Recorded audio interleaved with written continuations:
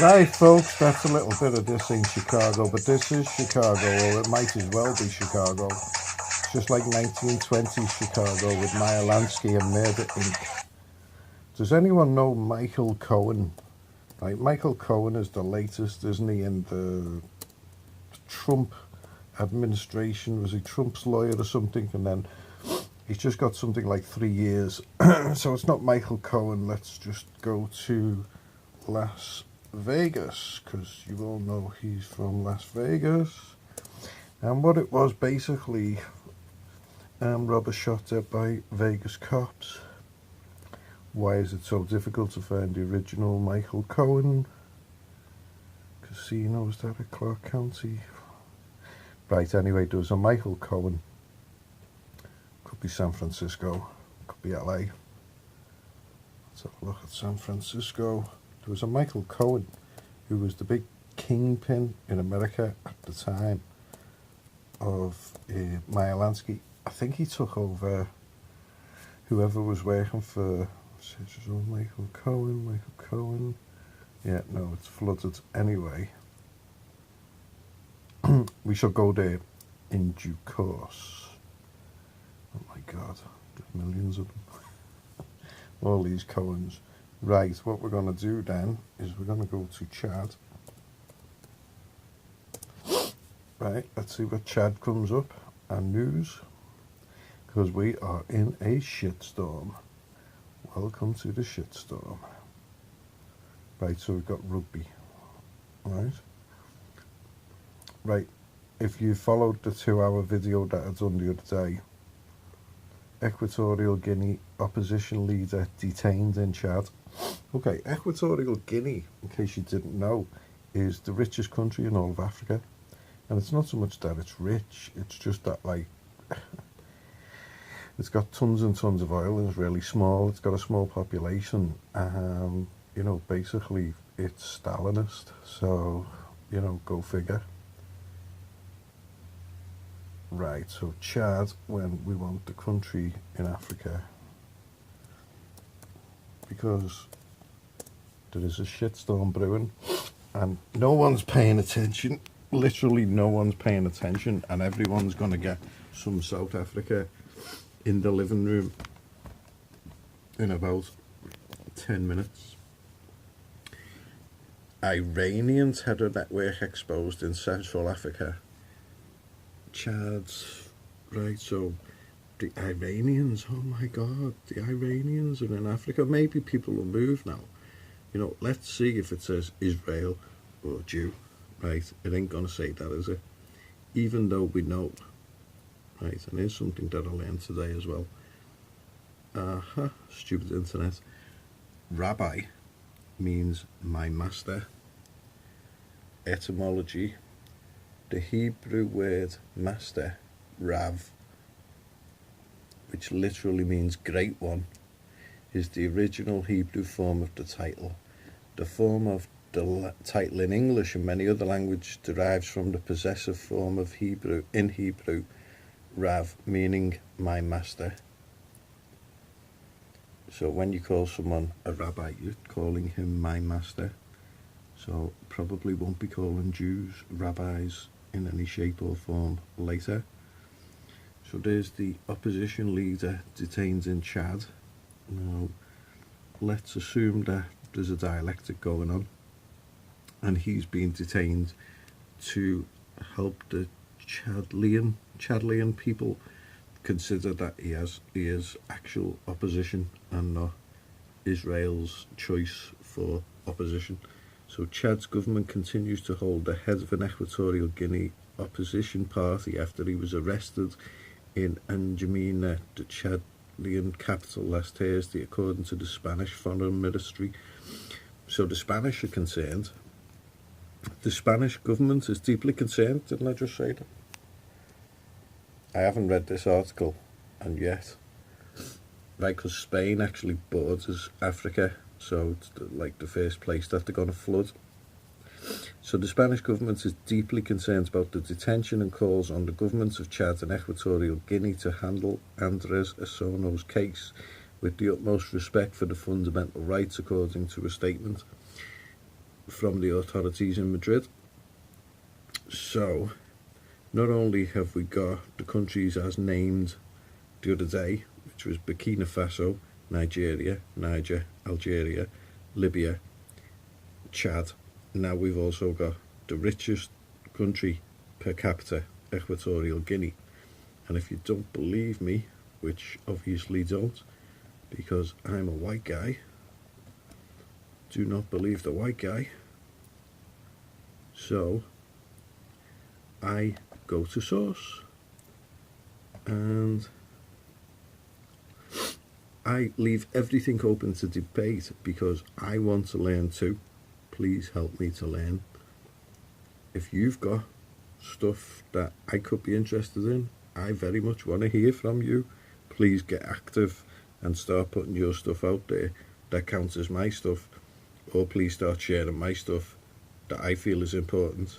If you feel that's not important and of no consequence to you, then fine, but I'm sorry, but this is of consequence to everyone, and it should now be all hands on deck, because we, like people who are trapped in caves, 99% of people who are trapped in caves survive when they get light, and I feel that there is light in this trap cave that we're living in. Equatorial Guinea, this is Wikipedia, I know I said source, but like, it's about as source as you need. So Equatorial Guinea, officially the Republic of Equatorial Guinea, with an early formerly colony, Spanish colony. Its post-independence name evokes its location near both the equator and the Gulf of Guinea. Equatorial Guinea is the only sovereign African state in which Spanish is the official language. As of 2015, the country had an estimated population of just over 1 million. So the GDP, let's see if it's got the GDP on it. Yep, see, it has an actual GDP of 29 billion, and per capita that's 20,000 in the black. It's not like in the red, I don't think, because they like produce oil. Geography, climate, politics, schools, politics. Current president of Ecuador is Teodoro Chiang, is it? Chiang, yeah. Obang, sorry. In 1982, Constitution of Equatorial Guinea gives him extensive powers, including naming and dismissing members of the cabinet, which is what Trump can do, making laws by decree, dissolving the Chamber of Representatives, negotiating and ratifying treaties, and serving as Commander-in-Chief of the Armed Forces. Prime Minister Francisco Pascual Obama Assu was appointed by Obang and operates under powers delegated by the President. So he's Stalin, basically. I mean, what did Equatorial Guinea ever do for you? You know, does that look like a man who's worried? Seriously? According to the BBC, he's been described by rights organisations as one of Africa's most brutal dictators. Okay, so maybe more of a Leninist than a Stalinist then. Climate, ecology, administrative divisions divided into 8 provinces. Economy, before independence, Equatorial Guinea exported cacao, coffee and timber, mostly to its colonial ruler Spain, but also to Germany and the UK. On the 1st of January 1985, the country became the first non-Francophone African member of the franc zone, adopting the CFA franc as its currency. The national currency is the Ekweli, had previously been linked to the Spanish peseta. The discovery of large oil reserves in 1996 and its subsequent exploitation contributed to a dramatic increase in government revenue. As of 2004, Equatorial Guinea is the third largest oil producer in sub-Saharan Africa. So you know when you've got these, what do they call them, charity muggers on the streets begging for money from Africa, tell them to go to Equatorial Guinea and ask President Obango. Its oil production has risen from 360,000 barrels per day up from 220,000 only 2 years earlier. Forestry, farming and fishing are also major components of GDP. Subsistence farming predominates. The deterioration of the rural economy under successive brutal regimes has diminished any potential for agricultural-led growth. In 2004, United States Senate published an investigation into Riggs Bank, a Washington-based bank into which most of Equatorial Guinea's oil revenues were paid until recently, which is also banked by Chile's Augusto Pinochet, who was basically, in case you didn't know, he's another one of Henry Kissinger's bitches, and it was him who set up the whole of the cocaine fiasco that you live in today. Pinochet. I mean, I've been through this in other videos, I've been through this on the blog. Kissinger may face extradition to Chile, that ain't happening. Images. They're literally like best of buddies. There they are. Kissinger with Pinochet. Pinochet with Kissinger. Kissinger and Pinochet.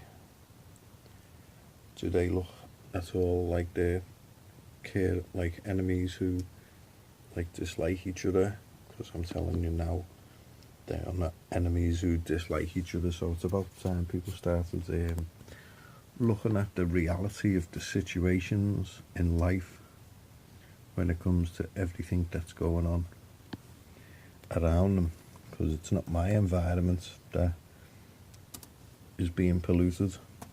I'm now emanating outside, thrusting myself into the universe. It's not pressure on me. I've worked it all out, and it's totally legit. Niger is a hotbed of terrorism.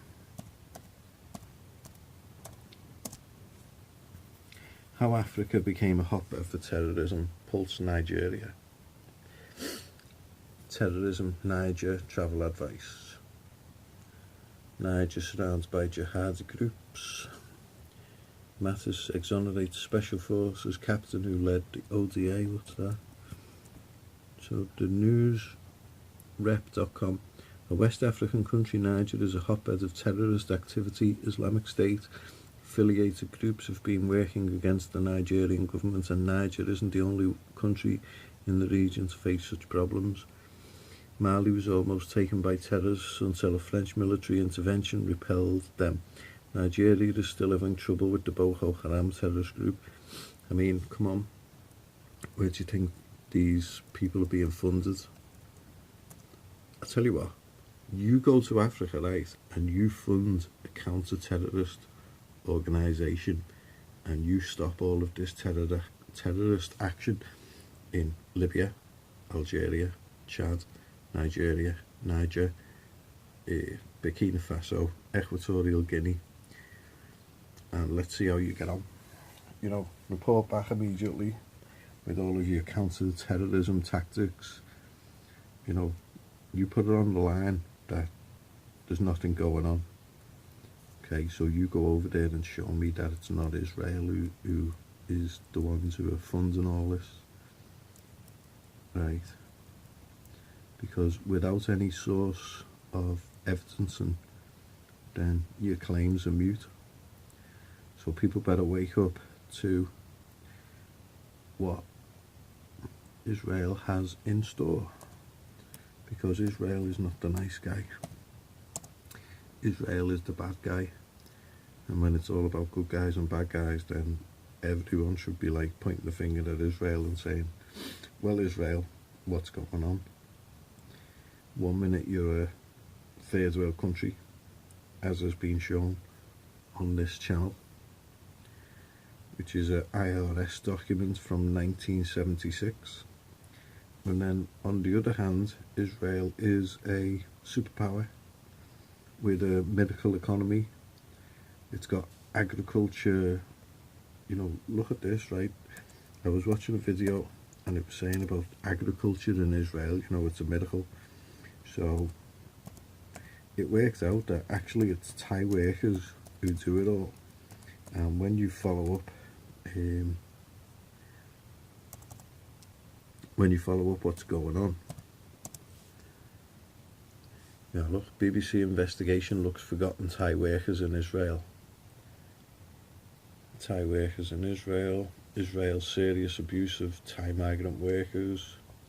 Who knew there was Thai workers in Israel? Thai workers' rights abused on Israeli farms. Israel's forgotten. Israel's serious abuse of Thai. You know,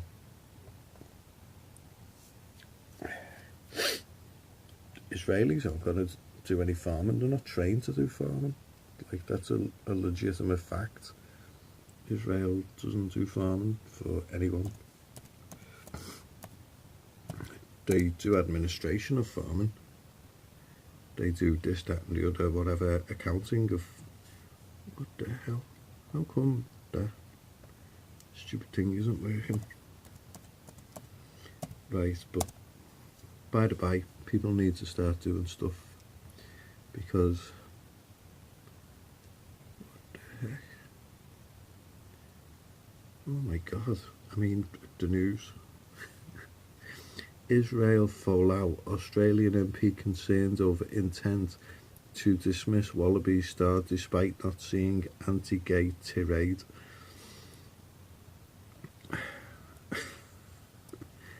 Australian MP Tim Wilson said he is concerned Rugby Australia are attempting to sack Israel Folau for a social media post claiming gay people are destined to hell, despite not actually seeing whatever that says. So, defining Israel's security parameters. This is posted 51 minutes ago on JPost. As you can imagine, more people are reading the Jerusalem Post than ever before. This is what it says there. Nevertheless, traditional business models are no longer sustainable, and the high-quality publications like ours are being blah blah. Oh, so they're on the thingy for shekels, aren't they? That's what. That must just come up there, so we'll open that up in the background tab I'm using for Valdi. It's pretty neat. Roger Waters urges Madonna to cancel Europe-version in Israel. NYU SJP posts photo of pro-Israel students, calls them racists. Alright, well, Jews aren't a race. Although they are, but they aren't. But they're definitely a tribe. And they're mixed. Jews can be black. Jews can be Eskimos. You've seen the Eskimo in the IDF. Look that up. Venezuela, Israel and Aruba. An irregular triangulation. That was posted 6 million minutes ago. Which is the Jewish standard. Jay Lopez to perform in Israel for the first time. So, you know, it's going to come out that she's finding her Jewish roots because her career's in the toilet, and, you know, now she needs bags of cocaine, so she better go to Yad Vashem, collect a check, and 6 bajillion. Israel demolishes Palestinian-owned home in Beit Hanina. It was posted 1 hour ago, so 5 days ago, really. Will Janelle want to do? Israel's expansion of Gaza's fishing zone is nothing more than a nominal gesture. Let's see what that says. You just think all the Jew shit that goes into the water. Israel, sorry about that, people, but these are the realities of life. Israel Missile Defense Organization teases upcoming Arrow 3 test.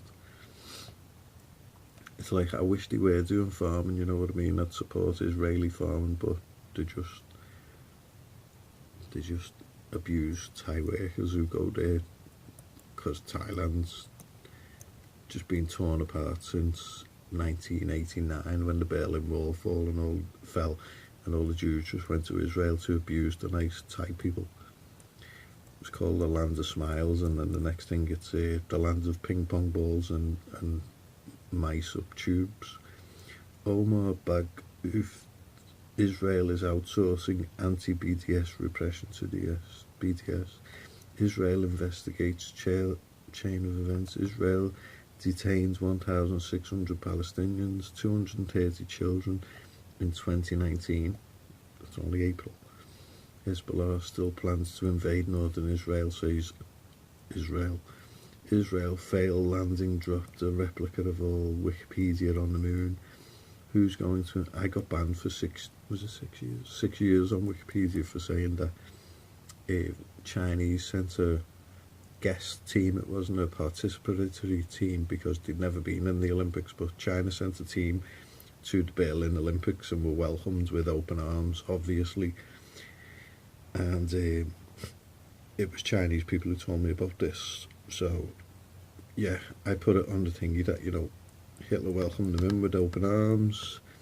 They were there as under the national Kuomintang government. And it's totally been, well, not totally, it's sort of there on the Olympics website. But yeah, there's not much about it.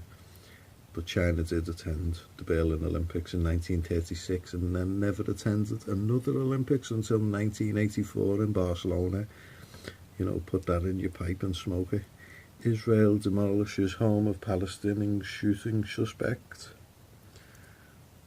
Oh yeah, it was you, so we're knocking your home down. George Papadopoulos was investigated for being a foreign agent of Israel. Yeah, I can believe that. They're all foreign agents of Israel unless they're not. And generally these people, Trump and Netanyahu, are breaking the bond between American Jews and Israel. That's on Yahoo 2 hours ago. Oh yeah, this is going to be pure Jew news, this, so don't even worry about anything else, because this is the time for Israel, US discuss future of Chinese investments. Trump last month warned his close ally Netanyahu that if Israel does not curb its ties with China, its security relationship with the United Nations will do absolutely nothing. And what's her name? Mrs. Ivanka Kushner will get a nice new fur coat off her husband, a Jew. US abruptly endorses Israel's Golan sovereignty in big shift. What? That's the NBC New York. Why Israel won't give up on a moon landing. Oh, that's where they're going, mate. I'm telling you. That's my plans for them anyway. I mean, give the people what they want, isn't it? Israel court upholds deportation of Human Rights Watch official. So no Human Rights Watch officials allowed in Israel. It's a blanket statement, but I bet they wouldn't let me in. Trump protects Israel from International Criminal Court. That's in the Sun Sentinel. So we're also gathering information on rockets from Gaza Strip hit Israel 4 border protest. That's 1 hour ago. We're also gathering, who's writing all this stuff, major attractions in Israel. Like just the other day I found that, what's her name? Luciana Berger. She is in the Sun. She's like totally got a contract with the Sun. And the Sun is the one who, everyone is supposed to hate, even though that they all watch Sky. So it's a bit mad. But yeah, I mean, she's supposed to be the representative in government for Liverpool, and she just becomes a son bitch, which is what you'd expect, but that's how they roll. So what's this? Vouchers are available. Oh, look at these pop-ups. Oh my god.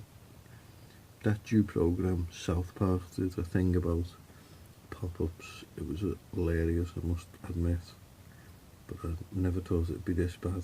I mean, is it just my computer? But like, there's ads all over the place. If you use ad blocker, it just goes, this site will not let you pass unless you blah blah ad blocker.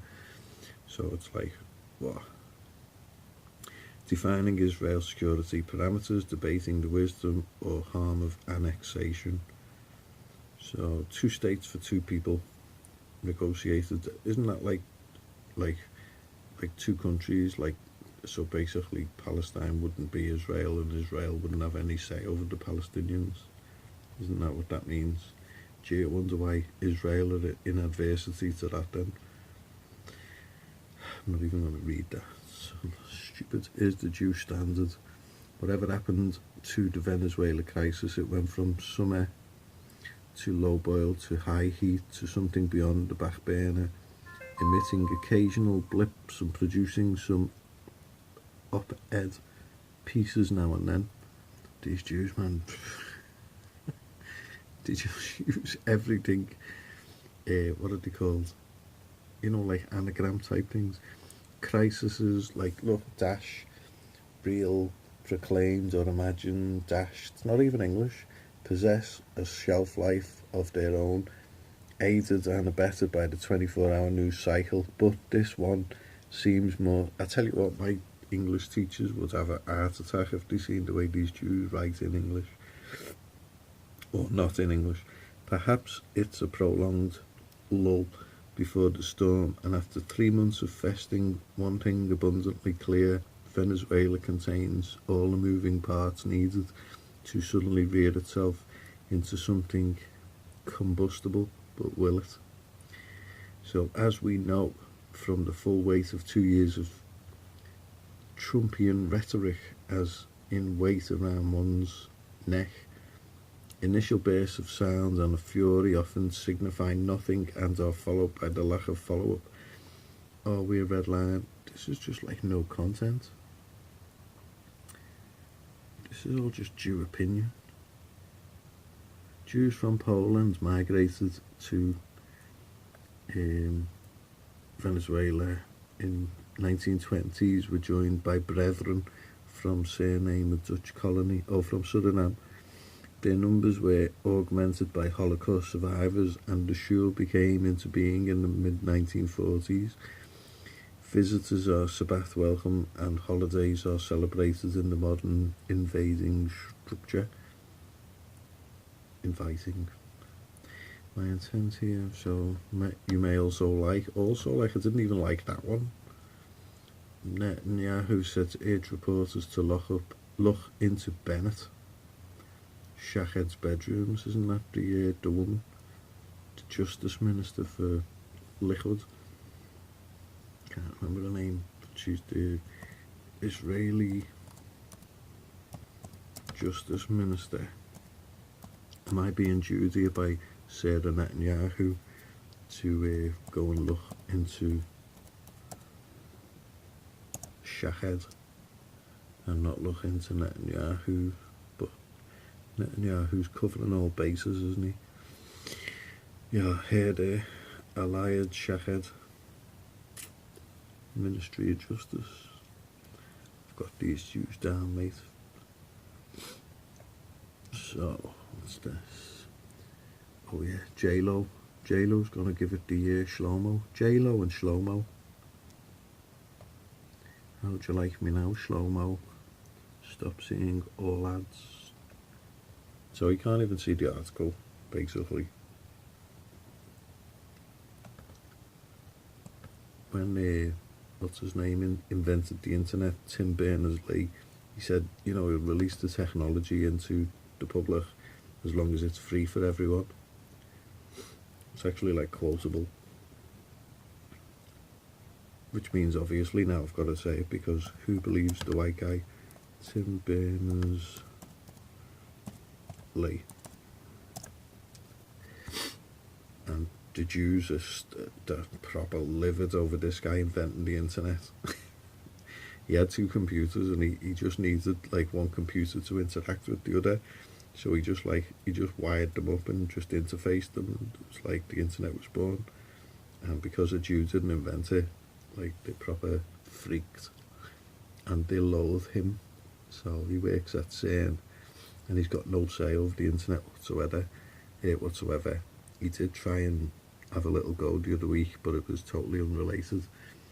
And when I say have a go, I mean like, you know, he actually said something. Because these people who are absolute geniuses get absolutely no say. There you go, there's the Justice Minister for Israel. Is the US Justice Minister a Jew? Because I know there was murder going over when the Italian American judge died. Was it last year? Sort of late last year. He seems a fairly good guy, as good as it gets in them positions. And yeah, next thing there was about 3 Jews who were running for the office. Fascism. So yeah, someone's put in that like, oh, it's a Shapiro. I will complete the legal revolution. A legal revolution in Israel. What the heck? You know, it was Michael Jones who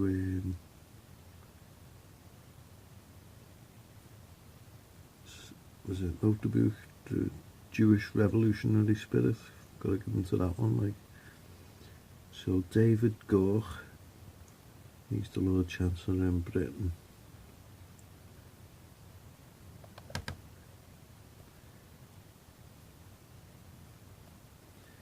Finding the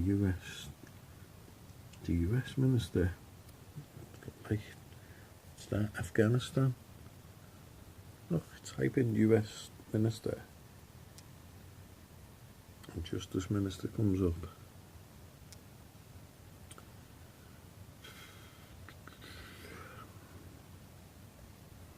I wish I had a Boss computer with a GPU. Oh my god. I'd have to grow some eyes though. Who's the head? Head.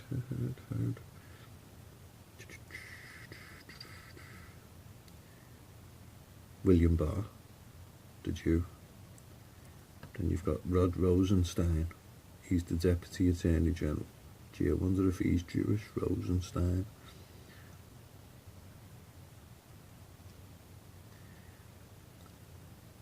Prior to the current appointment, he also served as the US Attorney for the District of Maryland at the time of his...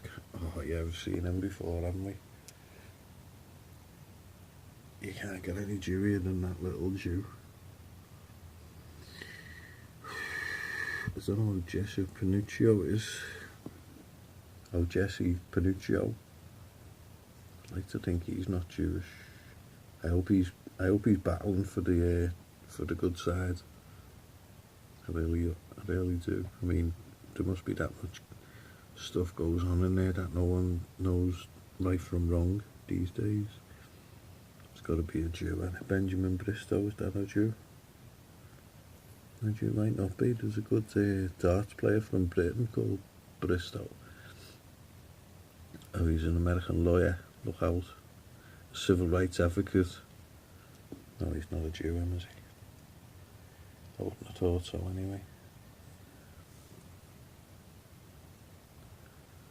Does it say who do? Oh yeah. Noel Francisco. He's the Solicitor General. Let's see what he's got on him. He emigrated from the Philippines.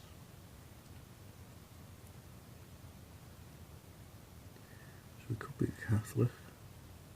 Oh yeah, he began his career at Cooper Carvin and Rosenthal. You know, Rosenthal's a Jew name. now known as Cooper and Kirk. Kirk, a Jew name, as in Captain Kirk.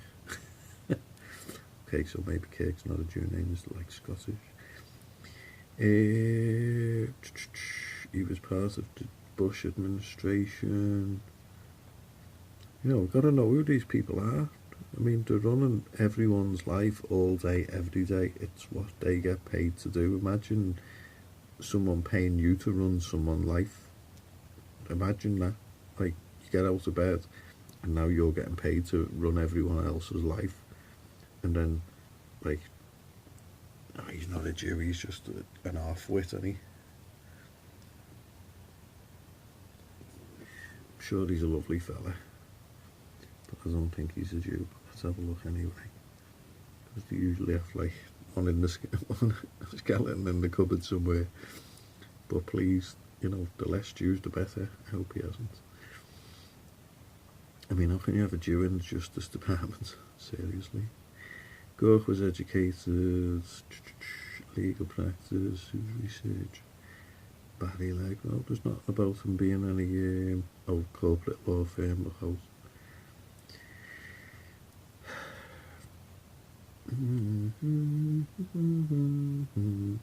I certainly know that none of these people will debate you. So, no, can't see any survivors or anything on that page. Normally it's the first thing that they have.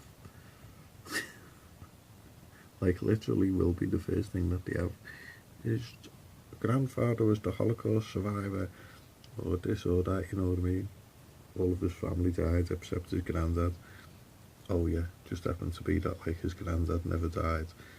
And, you know, he gets boss office. None of them died. There was no such thing.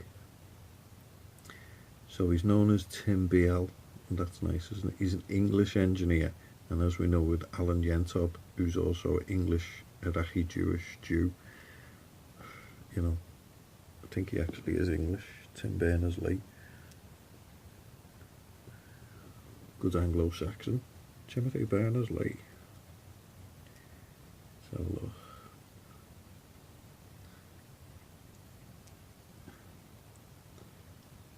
Yeah, no Holocaust survivors going on there. For that. Talk about a man happy in his work.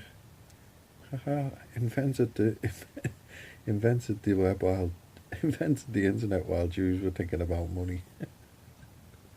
Never heard of again.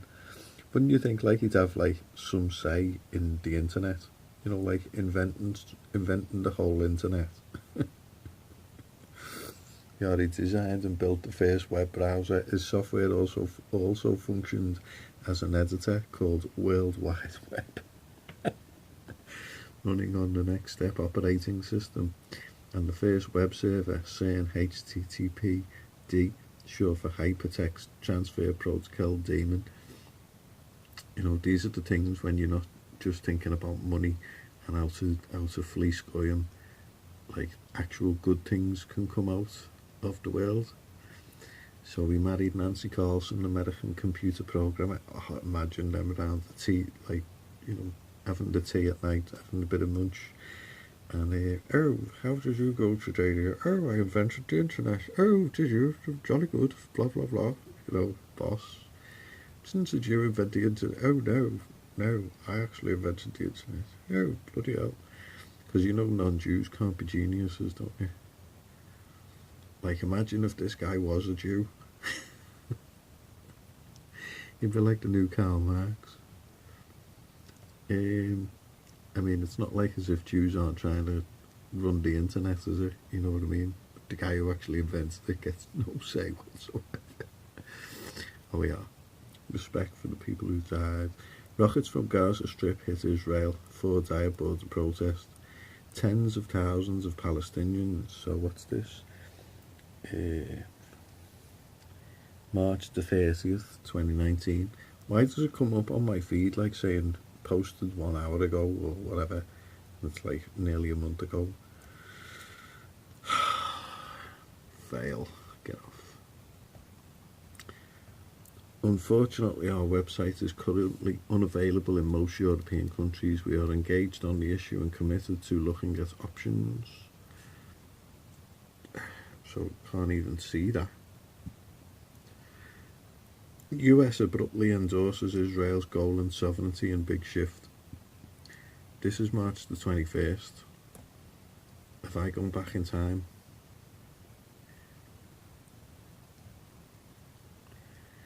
Ashraf al-Awas. Israel, US discuss future of Chinese investments. Tuesday, 16th of April 2019. Okay, now it just got interesting. So Trump last month reportedly warned his close ally Netanyahu that if Israel does not curb its ties, let's look at him warning him. It's like South Park, look. I'm warning you. I'm warning you. I'm warning you. It's just like nothing whatsoever. In response to his message, previous US stern warnings against Israeli-Chinese cooperation, Netanyahu said National Security Council head Maya Ben-Shabbat to Washington on Monday to meet with the US counterpart John Bolton to discuss the issue. Sources in Tel Aviv reported that Ben-Shabbat conveyed a message informing the US administration that the PM is about to approve a new mechanism to monitor Chinese investments in Israel. Oh, that is interesting. Do you really think that's going to ever happen?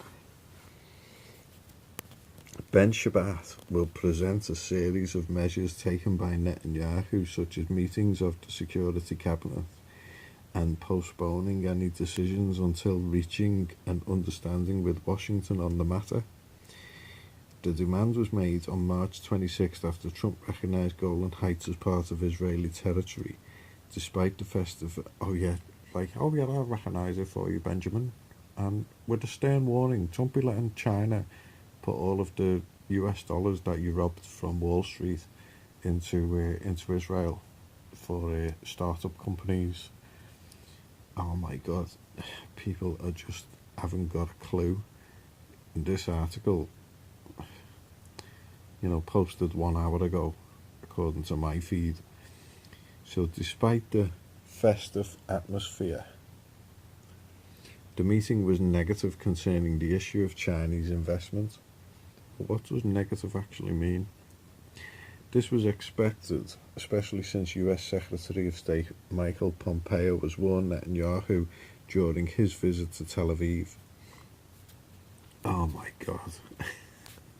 You just get total visions of, the old ninja thing, where they put the cotton strip down, the hiding in the roof, and you can just see Michael Pompeo, he's snoozing his head off, and little Jew ninjas up in the rafters, lowering down the cotton, to his lips, and you just see little drops of that you can only presume is straight from a white widow spider, what are they called? Black widow spider.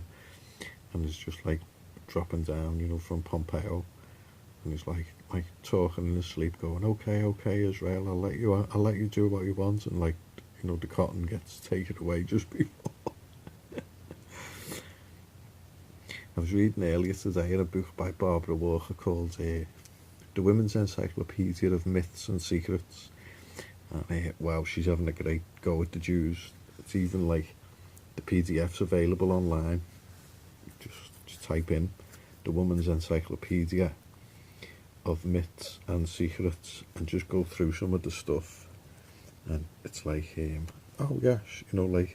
she wrote loads of knitting books and she's dead famous in the knitting world, and then she wrote loads of books on not so much the occult but the hidden histories, the actual verifiable stuff that what we're all finding out now. And then she goes, but the Jews changed it to this, and it's in loads of entries in this encyclopedia, she's telling you where the Jews have changed it and what they've changed it to. How valuable is that? Not that I need a new computer to, as some sort of donation so that I can bring you better information. Don't even consider doing anything like that. Among all of the viewers, 2,000 subscriptions almost. This was expected, especially since US Secretary of State, so he was warning Netanyahu in Tel Aviv prior to his visit to the White House, prior to Netanyahu going to the White House, that US-Israeli relations would be harmed, especially in the field of security and intelligence, Jonathan Pollard, if Israel did not defy its growing relationship with China.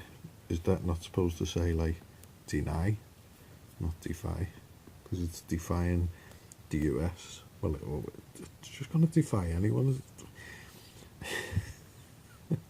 Like, why isn't Michael Pompeo watching any of our videos? Like, the collective people who are all there pointing the Jew out.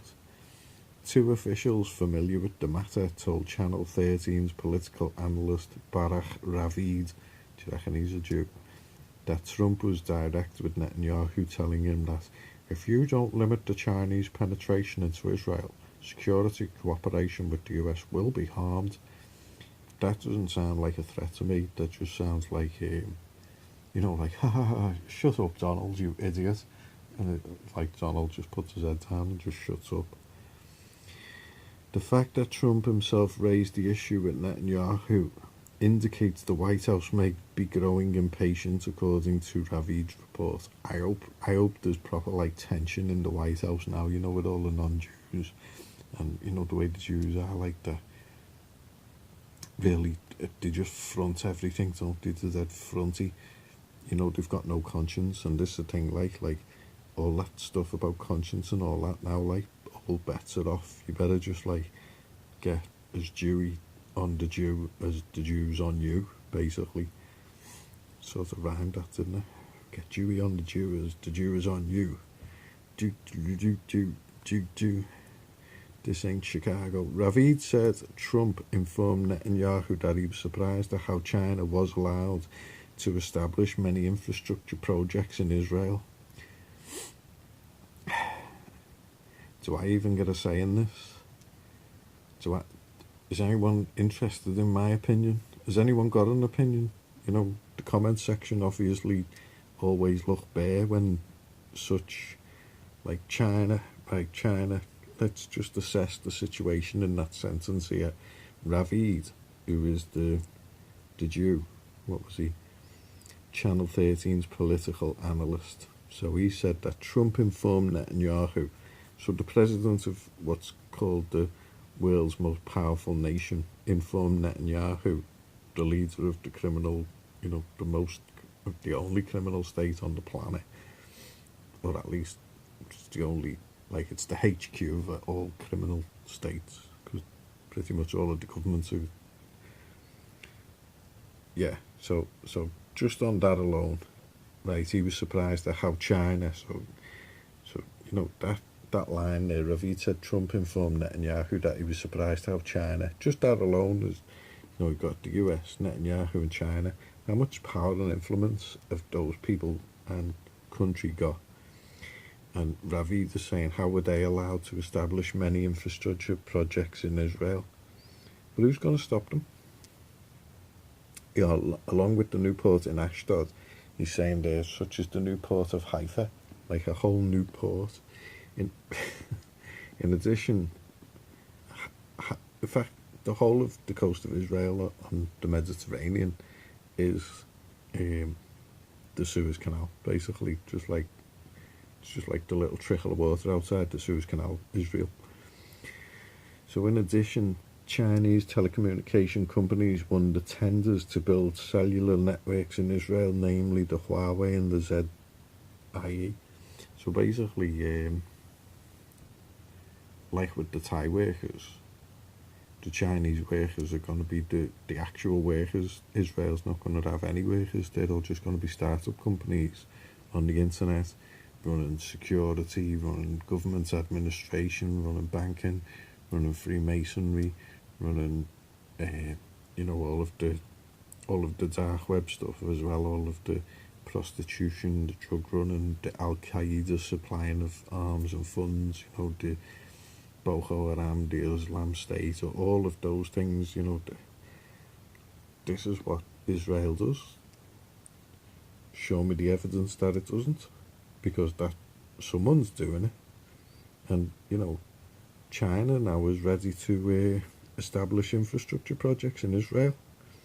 I mean, that's what the article's saying. So something's going down. Trump obviously met Netanyahu. They're obviously going to meet again and again and again and again and again. Tell me they're not. Show me when Trump and Netanyahu aren't round at each other's houses and Kissinger's not going in between them both with Putin and with, May, Merkel. The list is just endless, everyone's getting Jewed by the Jew.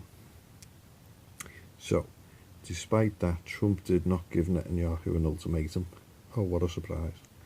Rather asked to be informed of the situation and clearly indicated that security cooperation with US could be damaged if ties with China were not reduced. If I was head of the US Navy, I would go round to Donald Trump's house and literally get his hair, drag him to the toilet and put him in the toilet and just keep flushing his head. Just keep my finger pressed on the button until it fills up. Just have my boot on his head. Just keep flushing it until he says, okay, I give in. We're breaking all ties with Israel. And then I'd ship Kushner off to Beijing or Israel or whatever. And then I'd put a wall around Washington, D.C. and Miami and Harrisburg, all them places. And I'd start moving the boats out, and I'd invade Canada and Mexico. And then I'd go and invade Africa and settle matters there. And then I'd turn all the guns on Israel by getting China to ally with America and with the rest of the world. And I'd just squeeze Israel like a pimple.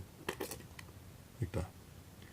So, in related news, Haaretz newspaper revealed the US researchers advised the administration to help Israel establish a mechanism that monitors Chinese technology and investment, adding that Washington would increase its role in monitoring Chinese investment to ensure it wouldn't harm security interests. So experts at Rand Institute warned that the damage of China's investment in Israeli infrastructure would not be limited to Israel but could affect the United States. The report concluded that Israeli-Chinese relations, which is being consolidated, will lead to a conflict of interest between Israel and the United States. China's still communism.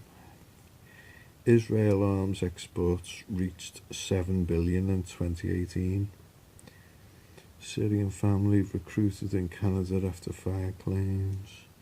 Saudi ambassador to Switzerland stresses depth of, it's going to be ties between Switzerland and, Jews, basically, because Saudi is just cousins of Jews, aren't they? Right, so we're quickly going to look at Niger's situation, because I don't think that it will show up in the news. It'll just be Niger football team played today and got beat 1-0. Something like that. Yeah, there's the US drones. Wow, shocked. Why growing US drone operations in Niger are controversial. Niger reviews curfew hours following protests by the population. 1 hour ago posted. Imagine that. This one's 11 hours ago. Patrick Shanahan order for review of deadly 2017 Niger ambush. Shut up, you. I'm adapting to life in Niger. It's football. Nearly. Niger Shippers Council visits GPA. It's a bit of a mouthful. Look here. I wasn't drunk there. In Niger, terrorising temperatures mean barren fields but fertile ground for terrorism. That's bad news, that. So you can't grow carrots and potatoes and just general wheat and stuff, but you've got not nuclear warheads, but you've got thingy all over the shop. What's that? Federal government restates commitment to Niger Delta development. Vice President Professor Yemi Osinbajo has revealed the commitment to the federal government to build Niger Delta that is not defined by oil and gas but other human capital resources. So oil and gas are human capital resources, but not other. There we go. Niger refugees, hundreds hope for a new life in Europe. This on the Al Jazeera thing. I mean, this won't be in the, well, will be in the news if you look for it specifically in Europe, but basically, certainly UK is just like, I can show you actually. Let's go to Google.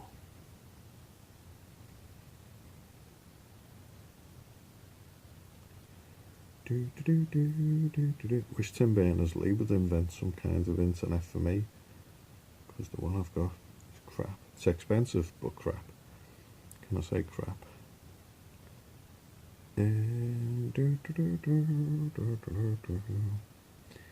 Still Niger. Oh.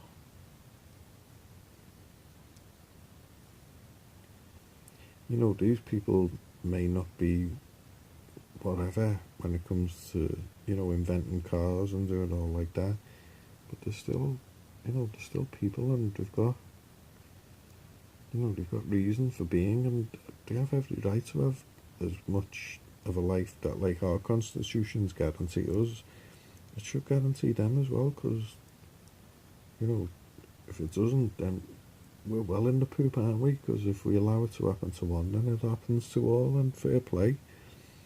If we're going to allow it to happen to them, then, you know, with all the might and everything that we've got, and we just let Israel just run everything, then we're going to get what we deserve. So,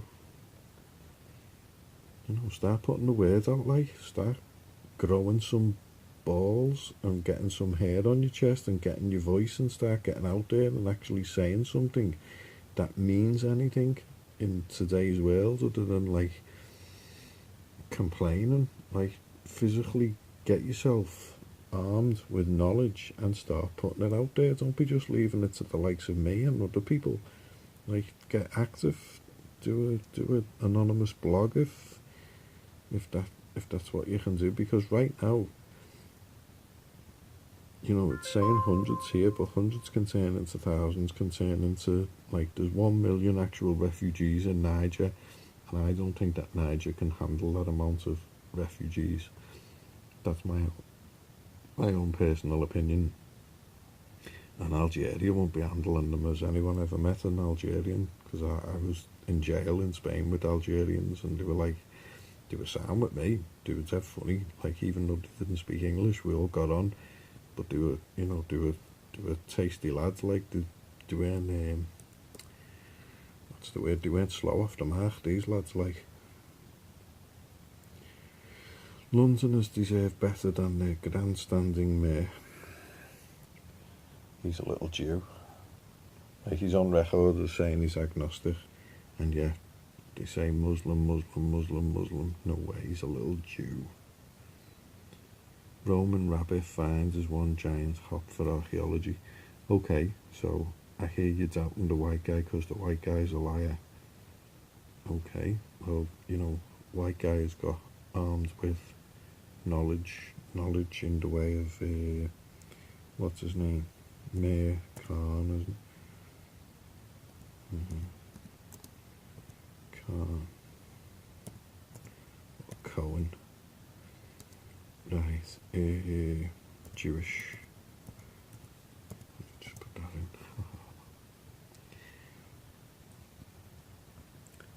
So there he is at the, have you seen that? It's 5 minutes long. There he is at the Hanukkah in 2015. Look at that mush. That is a face only a mother could love. So London Mayor Sadiq Khan speaks at Hanukkah in the square. Imran Khan supporting Jewish candidate against Paki British candidate for mayor's election. That's 3 years ago. Nigel Farage on Jew-hating Sadiq Khan. Yeah, there's the dialectic in action there. Nigel Farage is a Juggernaut.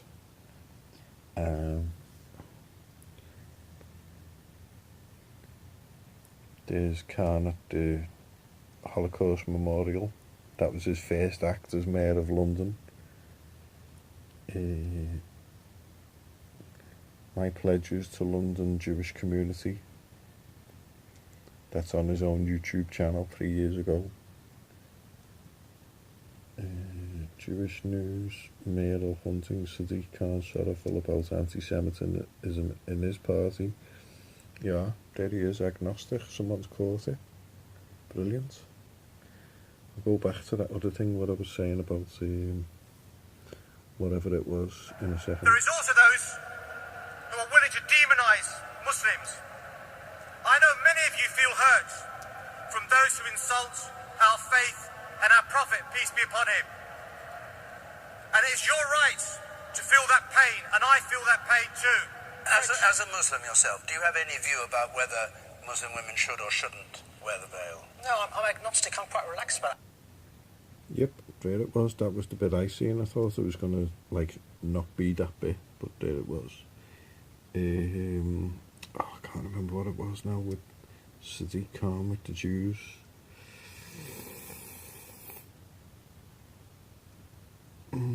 Oh, was it this one? Yeah, again, dialectic in action, this one. Right, so they're having this big Jew meeting. Campaign against anti-Semitism, get a life. The mayor's question time. Sadiq Khan grows angry, reports to childish taunts as London. Thank you, Mr. Mayor, for your statement, and particularly for broaching So the issue of the all Al-Quds these are Day parade Jews, where, right? Hezbollah flags marched through So the they're streets saying of about London. Hezbollah. Hezbollah now is banned in Britain as being a terrorist and assault rifle on the front, and it thing. causes great distress and alarm to So lots he's of a people. Jew. You did mention the loophole that allows it to happen, in that the political wing of Hezbollah is not prescribed as a terrorist organisation, whereas the military wing is.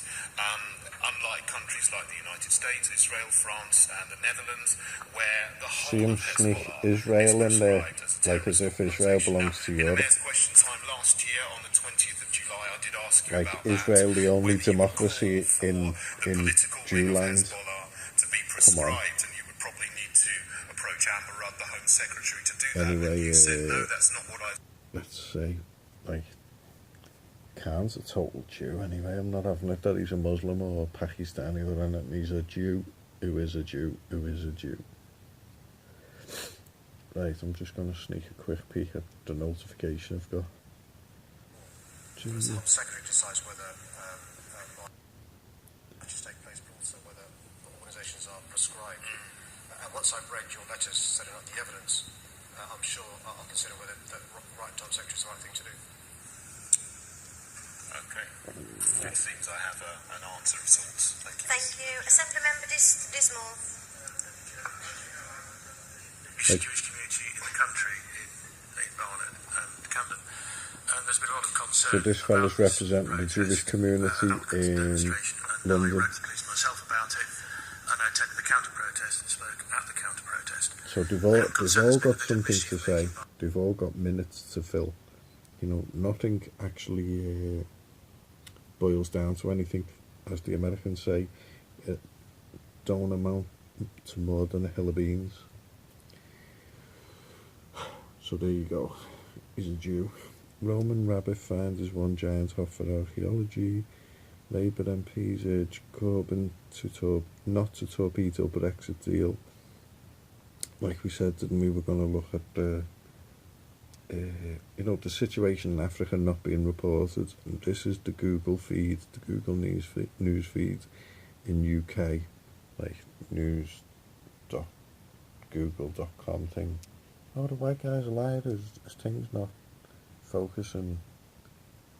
The white guy's not lying. Okay, newsgoogle.com. Ukraine elections, actor comedian poised to win crushing victory. Oh, let me guess, he's a Jew. Electrical short circuit believed to start at Notre Dame blaze. Man shot, intruder who began undressing 12-year-old girl's bedroom. Just one dental practice in the whole town, a space for NHS. NHS is like the National Health Service. 18-year-olds are arrested after man shot in the buttocks. I told you I'd come back. Man kicked out of City Bar, went back home for knives and tried to murder the bouncer. To hospital after police car hits a wall in Birkenhead. House of Fraser landlord said there's nothing about Africa. And yet Africa, even the Heidi Berg, the one who we seen, like Facebook security lapse affects millions, like that's on the news feed. But like, where's Heidi Berg? This is all the football in UK is just off the charts because it's all linked with the betting, and the betting's all linked with the drug running, and the drug running's linked with the money laundering, and the money laundering is linked with you know who. Yes, the Jew. So Heidi Berg, right? Heidi Berg. For those of you who don't know who Heidi Berg is, you're about to know. That's not the Heidi Berg we're looking for. US Naval Commander. Right, so that's the Heidi Berg we're looking for.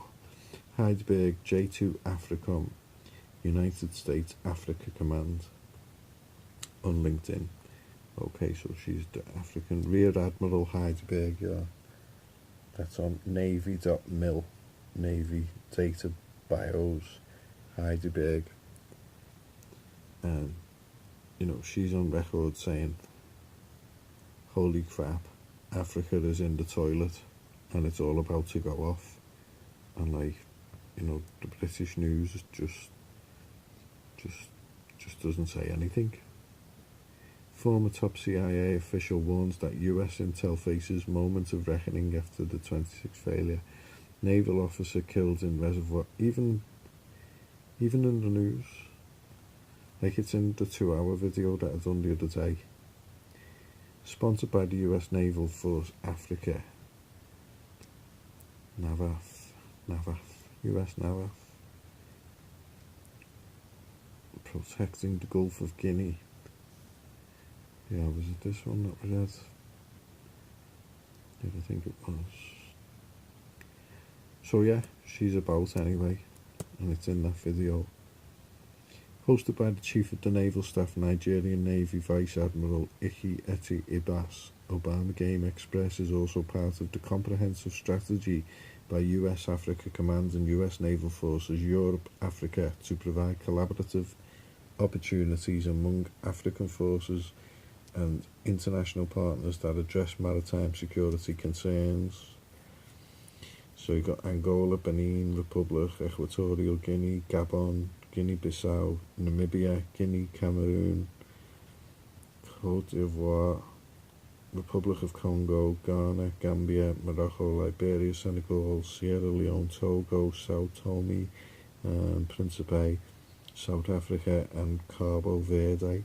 The 11 allied nations are United States of America, United Kingdom, Spain, Denmark, Netherlands, France, Germany, Portugal, Denmark, Canada, Belgium and Brazil. Ooh, 16 killed in a baby naming ceremony in Nigeria. Is that for passing on herpes and drinking the blood of babies' penises? I wonder. Because those types of practices just can't get banned in any country.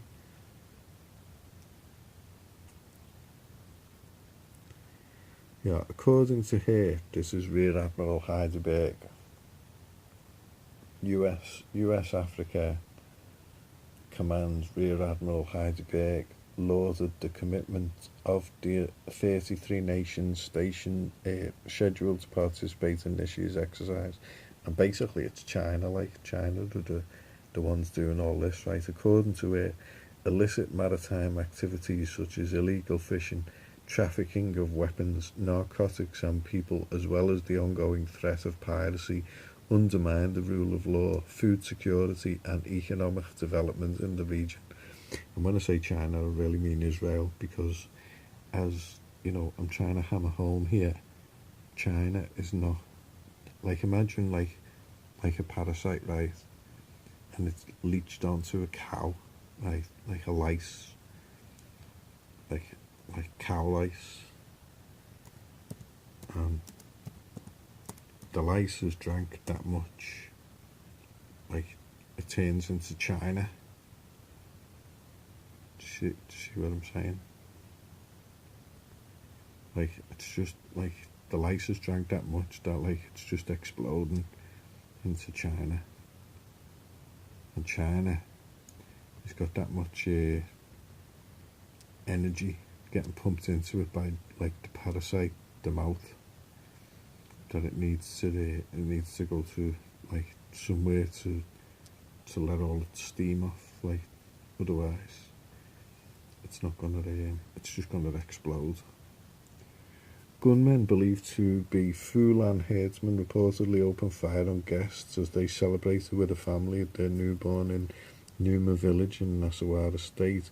The attack follows the rape and subsequent death of a teenage that sparked a confrontation between the herdsmen and the residents of the area. Nasawara Senator Philip Arua Gyunker has described the killings as unfortunate and barbaric. Weird's that?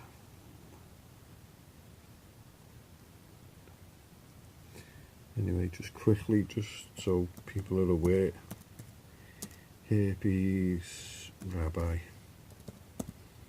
should do it. 2 more babies stricken with herpes after ritual oral. Is everyone aware that, like, rabbis drink blood? Like the baby blood from the penis. Climate change is the modern day plague, but drinking the Jew blood of the tiny babies is fine. The undoing of modern Christianity. A Messianic Stuart Dowerman. This cup is the new covenant in my blood. Do this whenever you drink. Oh, man, these Jews. Pregnant woman warns about potentially devastating virus that harms babies. It's like called Judaism. Let's have a look at Jews.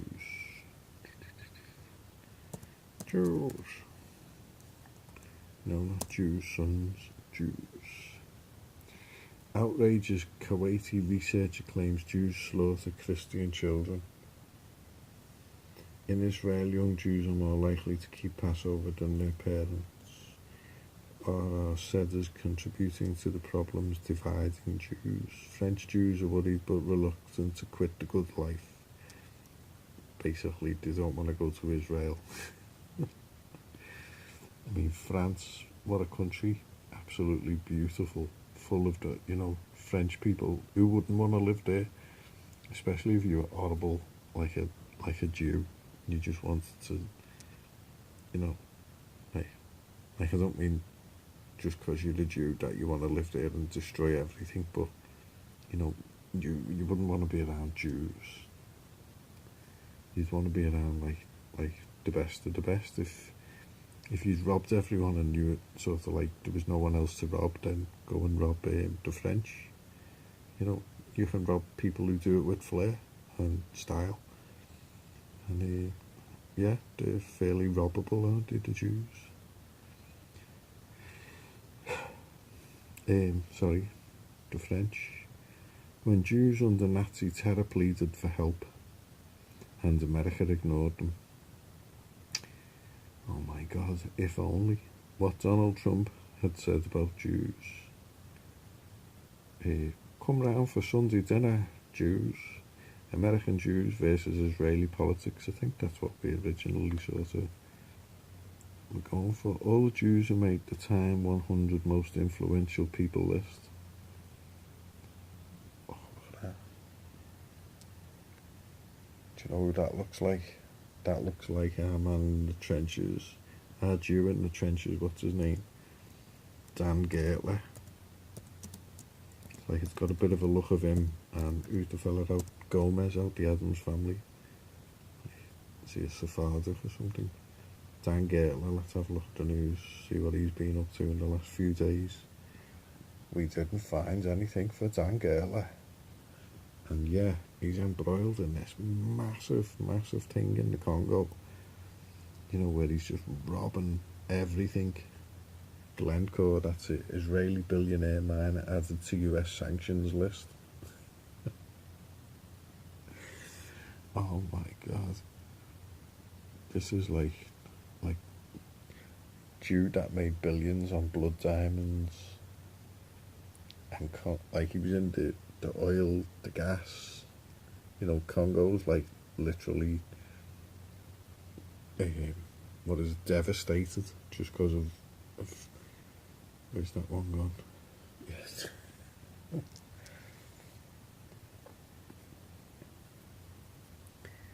New exhibition unravels stereotypes about Jews. Oh, what? Let's have a look.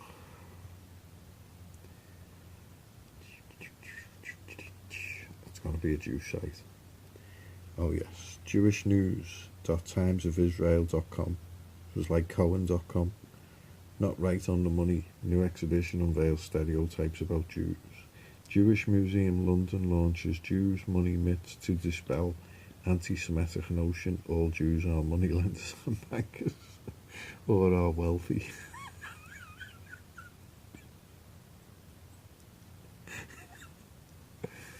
You know who Gomez Adams is, don't you? Looks just like him. Gomez Adams, like the black and white one, not the colour one. Oh, I don't know his name, but he's in one film. I don't know what it was. It wasn't an Adams movie, but oh my god, that actor is just brilliant. I don't know who he is. Is it Raul Julia? Like the sorry to digress, but what the crap's going on? Can't they just show you? They're flaming hell, asking you, do you want the one with double D in it? Is Adam spelled wrong? From the deception of devilish Judas Iscariot who betrayed Jesus for a mere 30 pieces of silver. And oh yeah, when you put that into context, it is quite bad, like the saviour of all mankind was sold for like 30 pieces. Two cartoons of hook-nosed moneylenders and glutinous bankers rubbing their hands together in glee. Jews have long been, victim to harmful stereotypes about money. So powerful is this idea that even today's Oxford English Dictionary still defines the word Jew to mean a grasping or extorting person. Oh yes, on record. Whether Jewish or not. Look, it says there, look. Even today's Oxford English Dictionary still defines the word Jew to mean a grasping or extorting person, whether Jewish or not. That is true.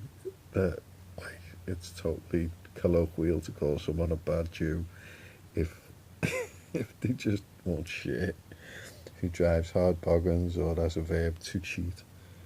Well, you know, like English people just use it as a thing. Like, I'm speaking as an English lad, you know what I mean? We just use it as like, don't be a Jew, and it's like, it's a way to get things done. Like, it's not nice to be called a Jew. So that was one of the many surprising revelations that featured in Jews Money Myth, a new exhibition at the Jewish Museum London which attempts to unravel fiction from reality. Good luck with that. Starting with the stereotypes. Oh my god, I'm just getting flashes of all the Jews that I look at, like Claude Winkle Stink, Alan Yentob, Greville Janner, come on. Starting with the stereotypes, Lord Neuberger. Starting with the stereotypes, a medieval tax document on loan from the National Archives contains a hand-drawn picture of three of England's wealthiest Jews in the 13th century, including a man named Moshe, a woman named Abigail, and a well-known Isaac of Norwich. They are surrounded by nefarious-looking individuals with horns, long noses and ferocious teeth who are balancing scales and most likely committing some unethical act such as coin clipping or counterfeiting. So this is jewishnews.timesofisrael.com. Not right on the money. New exhibition unravels stereotypes about Jews. That's what the article's called. So Anthony Bale, Professor of Medieval Studies at Birkbeck University of London, who worked as an advisor on the exhibition, says that the National Archives in KEU, like almost the word Jew, but like with a K.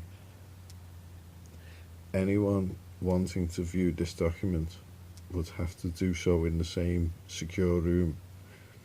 Like I put up a video the other day about the 1611 Bible, so a bit like that, where people look at documents related to terrorism, pornography or murder, and he doesn't mention the Bible. Oh my goodness. So it's like basically, they've got no need to look at the Bible, but they'll look at terrorism, pornography and murder because it is so controversial. It's quite possibly the earliest anti-Jewish caricature ever recorded. Well, I don't know about that. I think there'd be plenty if the truth really come out. What's that say? The student. It's too German for me.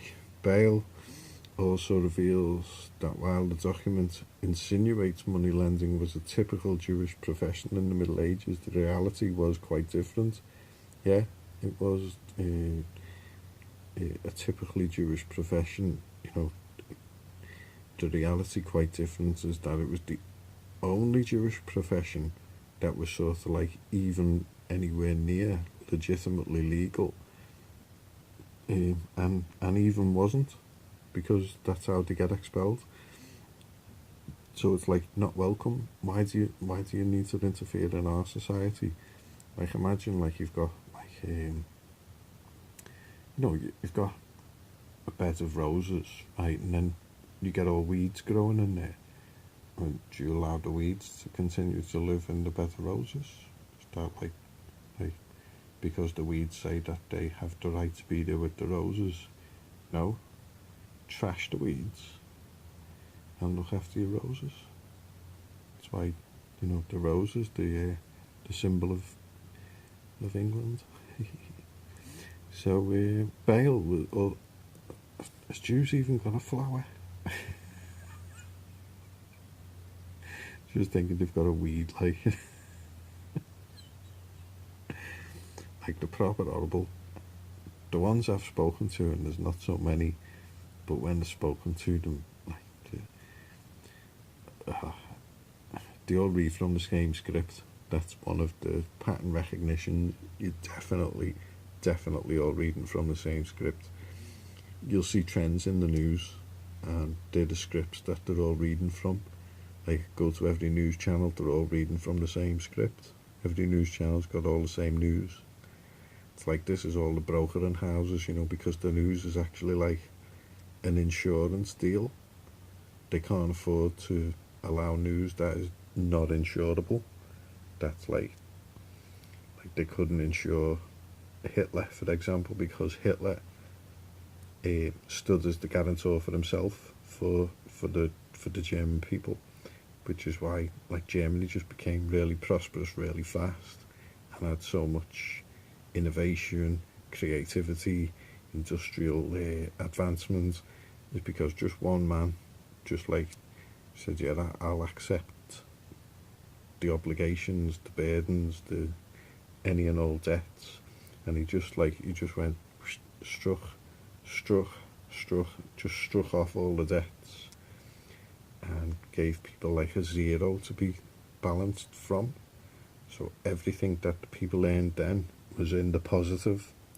You couldn't be in the negative in National Socialism. If anyone cares to read about Gottfried Feder, you can find it on Peter Quiggin's WordPress blog. It's impossible to go into the negative because the whole country's working together.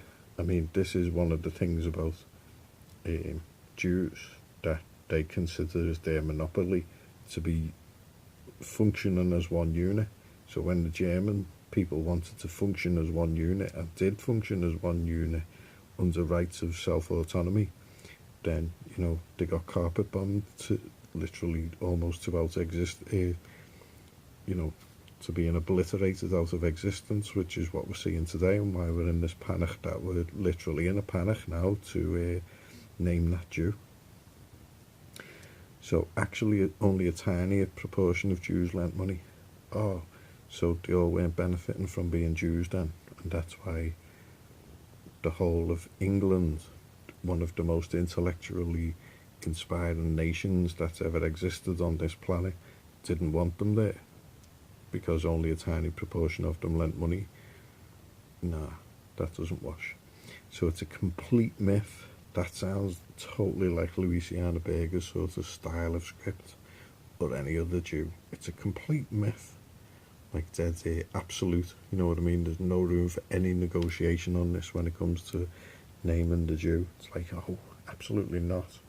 You're just anti-Semitic, you're a chauvinist, racist, pig, dog, blah, blah, blah, blah, blah, blah. So, so it's a complete myth that it was exclusively Jewish trade, but one that was very powerful and enduring.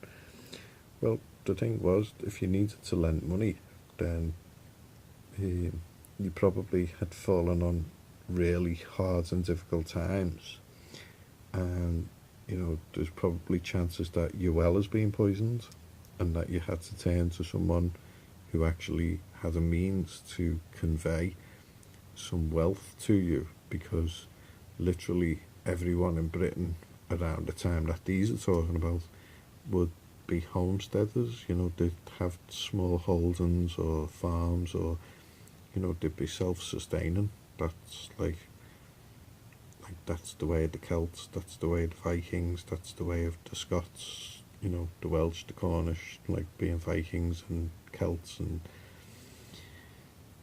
just general Europeans. Then, you know, you don't grow gold, do you?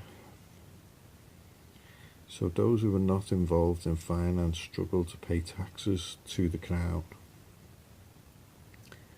Those who were not involved in finance struggle to pay taxes to the crown, which brings straight into way the contention that the crown is actually Jewish, and relied on communal charity, which is basically what Britain is being thingied into today. I'm going to do a video on the Jewish charities, actually. So while those who did have money were often forced to hide their wealth, as evidenced by the remains of a hoard of coins found in Colchester that was likely buried by a Jewish owner. Like, I'm taking it with me. You'll never separate me from my shekels. Not even death will bring about our demise.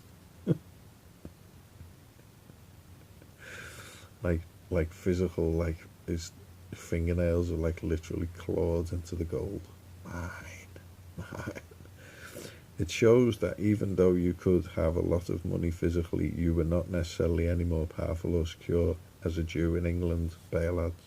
Well, you've got no right to be hold any power. You're not even a second-class citizen. You've got no citizens' rights whatsoever. You're a foreign enemy. End of story. As they are today, an unwelcome foreign enemy. So, you know, the sooner they leave under correct supervision, then the better. Medieval anti-Semitism was in part driven by religion, with the church leading the attack on Jews for being unethical money grabbers. Oh, and here's me thinking that it's because they murdered Jesus. One of the highlights of the exhibition, however, shows not everyone followed this idea. A rarely seen early painting by Rembrandt, dated 1629, depicts the lesser-known Bible story of Judas attempting to return the money he had taken. Now, that is a crucial point, and isn't it typical that it would be Rembrandt who do that, because Rembrandt is one of the Dutch masters, basically. So, distraught and penitent, Judas pleads with the priest for forgiveness. So, basically it's saying that, you know, he's got a conscience. by asking for that return. Now, my sort of contention with this is like, I don't know physically, I'll put the camera on myself, I don't physically know if Judas is a Jew, and I'll tell you for why. Because all he done was go like, oh yeah, there's Jesus over there, to the bailiffs. Now, if any of my friends did that to me and pointed out, yeah, he's over there, I'd be like, Sam, are we going to court? Come on, let's go. Because that's where that's where the remedy occurs, in the courts. So, yeah, that's one contention. The other contention would be like 30 pieces of silver. If someone gave one of my mates 30 pieces of silver to take me to court, I'd be saying, take the 30 pieces of silver and do what you want with it. Don't even worry about taking me to court. That's 30 pieces of silver in your back pocket. So, yeah, I'm more than happy to go to court for anything like that. So I can't see why Jesus wouldn't be, being the Son of God and all like that. I don't even remember Jesus saying, Judas, you little rat, you know what I mean, you little Jew bastard. Jesus didn't say that. He was like sound, whatever, Jesus turns up at there's no account of any struggle or anything like that. I just think this is all when the Jews have been tampering with the Bible, which obviously they have, because the Bible basically just says, do not trust Jews. That's basically what I see in the whole Bible. It's just just don't trust the Jews and certain others who work with the Jews. So yet the image of the greedy, thieving Jew continued to be the all-pervasive, moving through the exhibition of the bankers and beggars section. An array of anti-Semitic material shows how Jews came to be attacked for being both rich and poor. Back on the Judas thing, Judas, is he known to be the youngest? And wouldn't it be typical for Jews to sort of attack the youngest, the weakest, you know what I mean, the most easy one to attack, the way they do with the women today and the children, sort of it's totally Jewish to make Judas the one who's to blame. No one, the Jews don't say, hands up, it was the whole of the Jewish people were all behind, all for voting for the death of Jesus. And if you notice that, even though it says in the Bible, at the time of such and such, the circumcision, it doesn't actually say Jesus was circumcised. There's loads of inconsistencies about the claim that Jesus was a Jew. And, I'm not having it, because, he just wasn't a Jew. Because think about if he wasn't a Jew.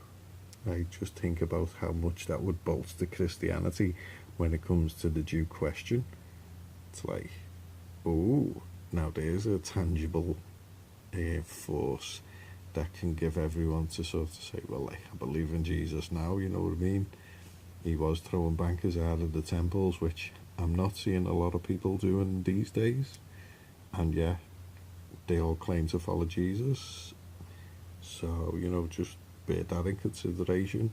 I know the Elevests are doing a lot over there, and obviously it's reflecting in attacking the church. Because remember that the only intangible part of our being, the connection to our home, our true home, apart from all the materialistic, physical being stuff that's around us, our collective, our soul, our soul pool, where we all emanate from, where Jews don't appear to emanate from, we've got our artistic way that we want to sort of build up beautiful environments, not cost-effective environments, but beautiful environments that tomorrow we can wake up with something to do. Not cost-effective environments where let's get this finished so we can build the next one. It's no, let's make this one beautiful and something to be proud of, and let's enjoy endeavouring to bring art into being. like to create beauty. Like, no, is it cost effective? Can we like knock up a box and put windows in it and call it such and such a dress? Not like that. So, you know, something to chew on there. So a particularly grotesque 19th century sculpture by French artist Jean-Pierre Dantan, who I already like because he just sounds boss, depicts Nathan Rothschild as a hideous beast clutching money with his eyes bulging and growling face. It's so offensive that the museum opted to turn the figure around so as not to immediately startle visitors who come across it. Well, isn't that just the Jew? You know, you could even say that there's a sprinkling of the dialectic in there. It's like putting lipstick on or something. You know, don't let them see it in the way that it's supposed to be portrayed. Let's turn it into the Jewish way that we want people to see it in the Jewish Museum. So equally provocative is an 1830 caricature of a Fagin-like figure. No, of Fagin. Fagin was a total Jew who just had child workers on the rob for him, like orphan kids, like a total Jew. With the caption 11th commandment, get all you can, keep what you get, give away nothing, suggesting the ruthlessness and greed are significant in Jewish teaching. Like it says there, doesn't it? It says that ruthlessness and greed are significant in Jewish teaching. Well, I agree. Ruthlessness and greed are significant in Jewish teaching, so nothing wrong with that. So, you know, there's nothing wrong with that comment. I totally agree with it. I disagree with, you know, that they do it, but they do. So, you know, who's going to stop them? Well, that's what we're here for, folks. But it's not just the moneylenders, merchants and billionaires highlighted by the exhibition. It shows too how, in reality, many Jews have struggled financially over the centuries, and how the concept of tzedakah was huge importance to Jewish life. Now, I don't know what tzedakah is, but I know what matzpah is. Matzpah is something that's not really recognized in Judaism, but transliterates into what we call in you know, non-Jew world, conscience. Not conscious, but conscience. And Jews don't have conscience. So you can jibber-jabber all you want about Judeo-Christianity, the Hebrews were the first Christians, or whatever you want to say. Jews do not they are wholly without conscience. They live carefree lives and want to blame everyone else without worry. So despite the myths surrounding Jews and money, myths, what? Most Jews throughout history haven't been rich. Well, of course they haven't. They're just robbers and, you know, vagabonds and thieves and pirates. So says curator Joe Rosenthal. So the Jew says that the Jews were all victims, basically, pointing to a letter written by a blind man appealing to his community for help in the 11th century Alexandria. So the evidence that the Jews have that the Jews weren't all rich is that a Jew has a letter from a blind Jew saying to other Jews, when we talk about money, Jewish poverty often gets overlooked. I don't even know who said that or whether that's supposed to be in the letter, but basically it doesn't say anything. There's no way. Jews are loaded. Believe you me, Jews are loaded.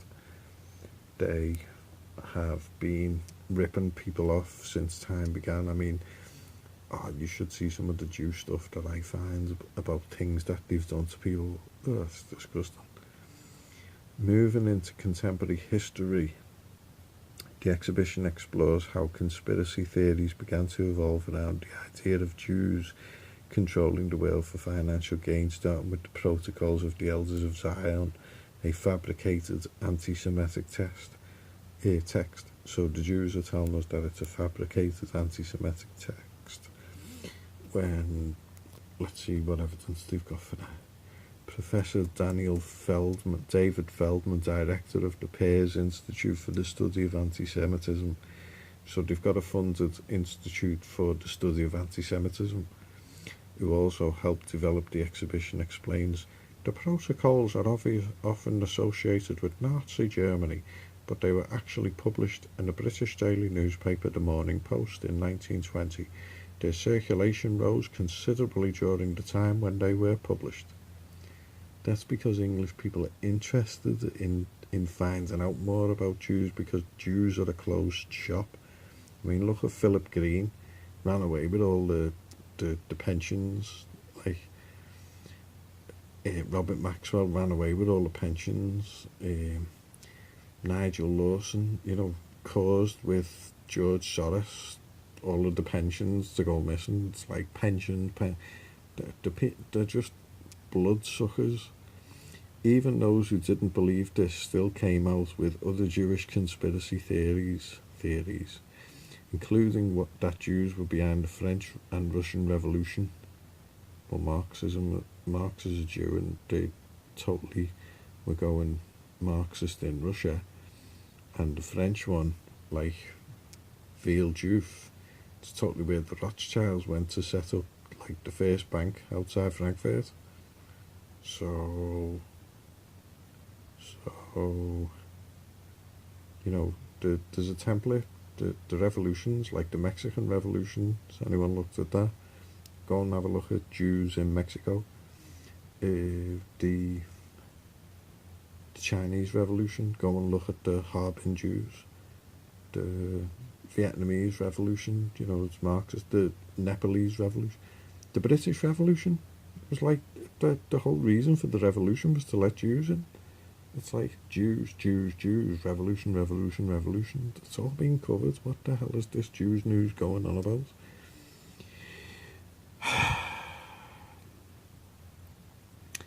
So, while the Dean of Westminster dismissed the protocols but said Jewish money was in league with German money during the First World War in an effort to take over the Russian industry, well, it is true that Russia would under expansion when it comes to economy. I think they'd moved from like 26th to 4th or something in the world economies, and Germany was like expanding.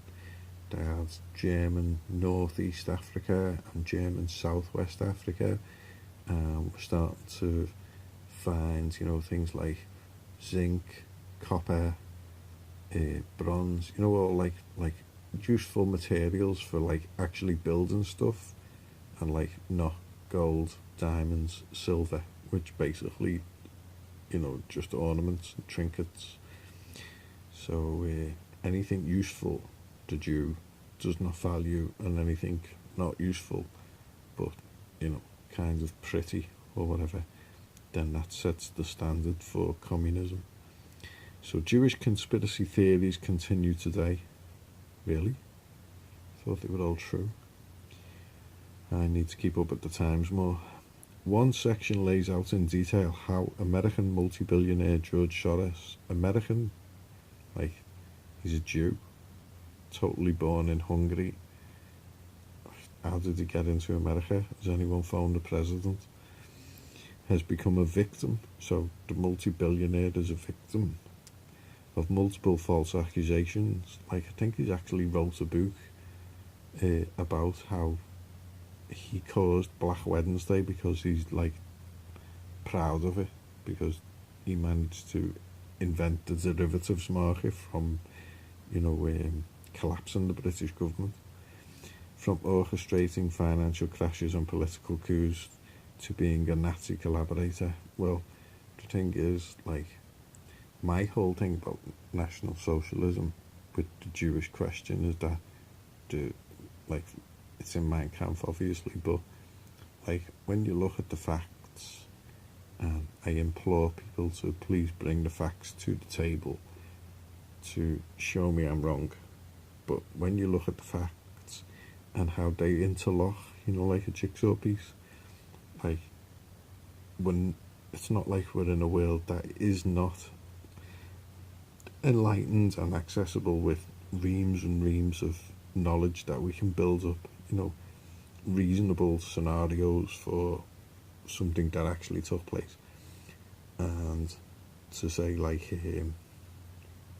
Soros is a Nazi collaborator because he didn't die in the Holocaust would suggest that, you know, maybe there's an issue there with him and the rest of the Jews, that, like, because he was never, you know, because there was no Holocaust, and therefore he's not prepared to lie at that extent, then, you know, he's a collaborator in that way. That's, you know, that's one way of looking at it. But, you know, he's supposed to be like a poor farming boy, isn't he, George Soros? He, you know, holes in his shoes, you know, he never had trousers till he was 12, you know, these types of things, but actually went to Oxford University and done a doctorate in philosophy, which is pretty damn cool, like being English, and, you know, I've studied trust law, and, you know, I've made this assertions, and I know there's a lot of intelligent people in England who would, I would say, deserve a place learning philosophy in Oxford University, and I would hope to expect that, you know, Oxford would be joyous in receiving them as students for learning philosophy in Oxford University. And yet, you know, the poor farmer's boy with holes in the shoes, no trousers, Nazi collaborator, all this stuff, you know, being the enemy of the Allies, of which Britain are part of, the communist Bolshevik Allies. Yeah, he just swans in and becomes one of the, well, he becomes an American multi-billionaire. So not too bad, actually, you know, for return on investment on being a Jew. Like other exhibits, the section on Soros makes for uncomfortable but necessary viewing, according to Dr. Mark Volovici, research fellow at the Pears Institute for the Study of Anti-Semitism. I wonder how many people actually work there. I wonder if it's on Companies House. Talking about stereotypes is, in a way, allowing them more presence, but at the same time it's hard not to address them without first understanding them. Also, it's got the URL. I'm not going to go there because I'm just a little bit interested in the Pears Institute. But I'm not going to do it the way most people would do it, where they would look for, you know, the Pears Institute. What I'm going to do is go to what's called Companies House, and they have all of the, you know, all of the, well, you'll see, won't you? Like the filing history, the CAFRs. You've all been looking at the CAFRs, haven't you? The CAFRS. Comprehensive Annual Financial Reports. It's on Walter Borean, the only game in town, or the only game that counts in town or something. So it's in Glasgow, you know, famous home of the Jew, famous home of the anti-Semites, maybe. So the nature of business, what does that say? Sick.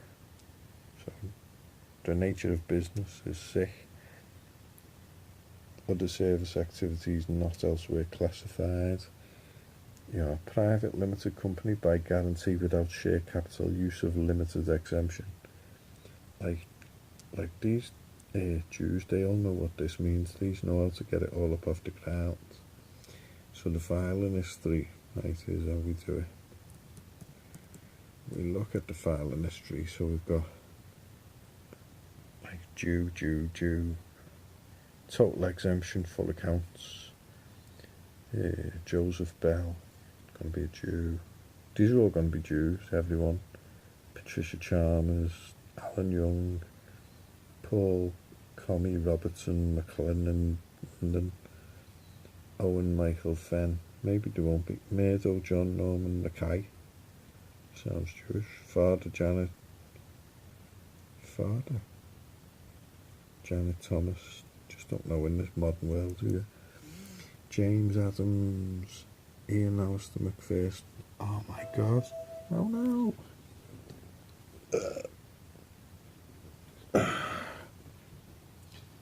I'll put this battery back in. You know, the charger.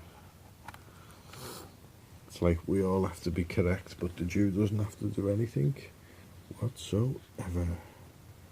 They just make stuff up, which we'll look at another time, the dialectical materialism. So total exemption of full accounts. You know, we could look at these PDFs here, but I just want to show you something that is consistent, because not always they have all this, the incorporation there, 38 pages. Right, this is how the Jews do it. This is like a requirement of law type thing, you know, to set up your charity. I think if you're under 5,000, you don't have to register it as a charity, but obviously the Jewish charities get way more than 5,000 per annum. They may get 6 bajillions. I've done an article on the blog, we'll have to go through it one time, with Jewish charities. There's about 500 of them all. So yeah, 38.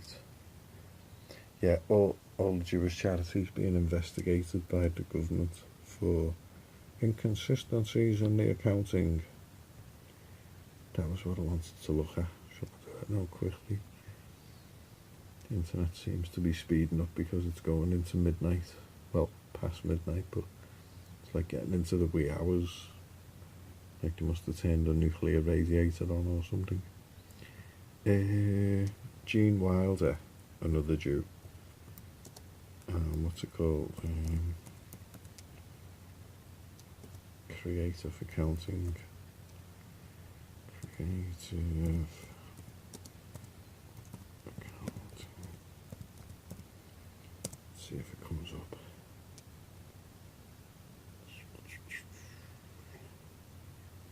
No.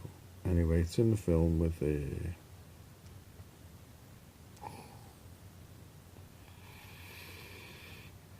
What's that film? You know, Springtime for Hitler thing.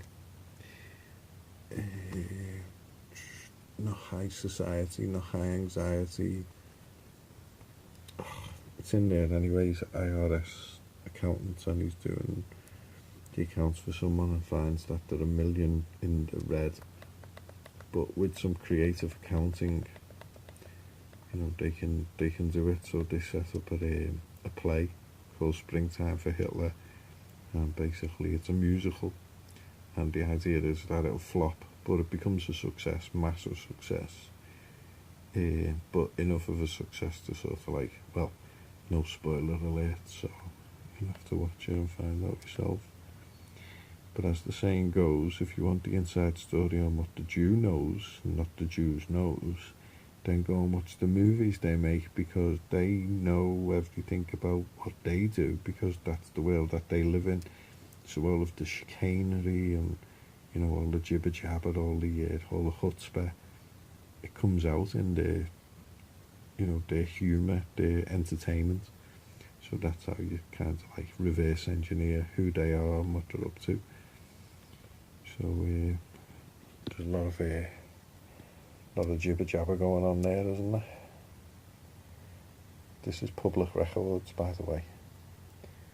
So the solicitor who signed it, or maybe it's the notary public, as there. I do solemnly declare that I am a solicitor engaged in the formation of the company, and then it's all crossed out. See? So, you know, the Jews usually sitting back counting his money, thinking, ha ha, got you again, Goyim. We're not even filling in the stuff properly, and all of the money's rolling in. So again, there's...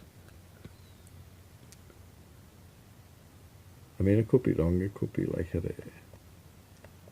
what's it called, an option. Yeah, it probably is, but, you know, let's go with like the change and everything.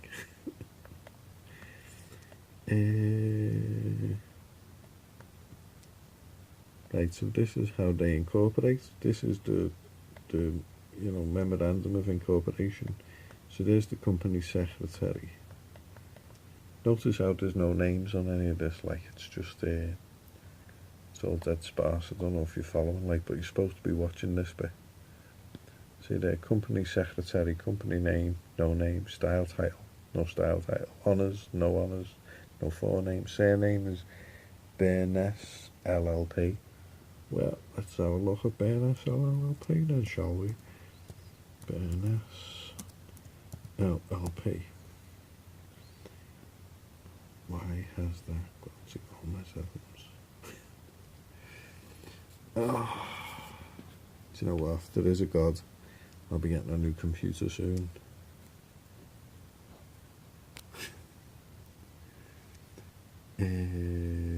What?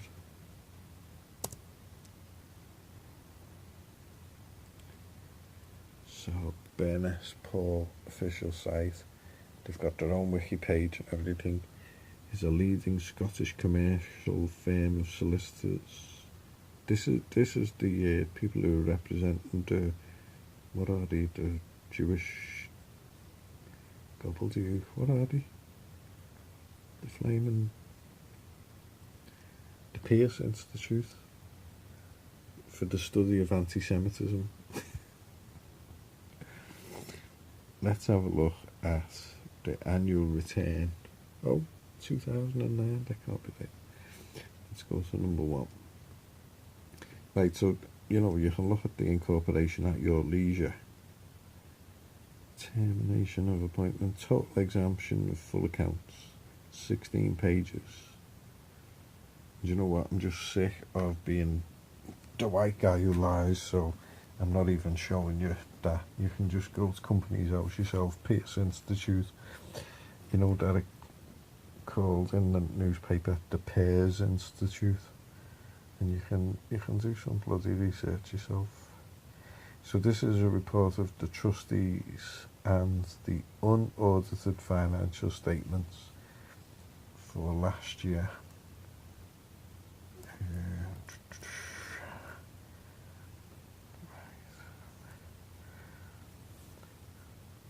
We're just charitying studies of anti-Semitism, like it's a charity event. Contents for the financial statements, like how Jewish is that? It's got like a studies for Jewish blah blah institute something, and there's like, you know, they've got to do financial accounts because you don't have to do this if it's under 5,000 quid. Literally, I don't know why they're not even thinking of like more charities just so that they can not have to do all this. But then I suppose Cousin Shmuley and Jaime would be out of a job as lawyers if they didn't have all of this, made up work to go through. So apparently the Pierce Institute, like this is the objectives and activities, affectionately known as PI, has been at the heart of the Gowan community since 1906. The objectives of the PI are to relieve the poverty and advance the education of the residents of Govan in the interests of the advancement of the arts, heritage, culture or science, to provide in the facilities and assistance to voluntary and community organisations. Has this even got any anti-Semitism? I don't think this is. I think someone's lying. I think that Jewish news that we were reading is lying, because there's nothing about anti-Semitism in this document. I've just pressed enter, look, and pressing enter. White guy is not lying. Look, enter. Nothing happening.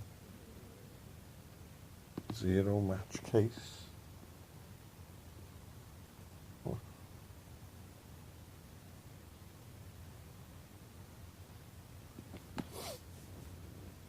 So, what were we reading? Have I even stuck with it open?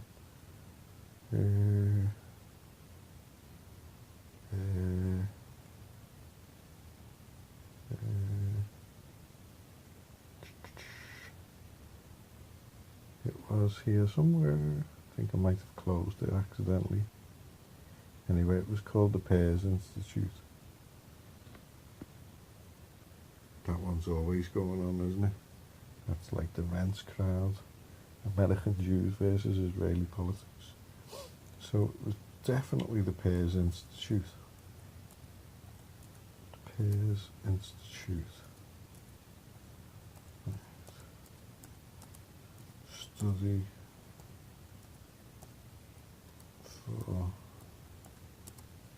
anti-Semitism.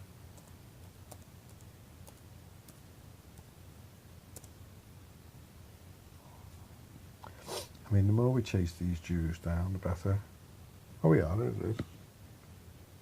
Well, what the hell's going on there? Why isn't the company house?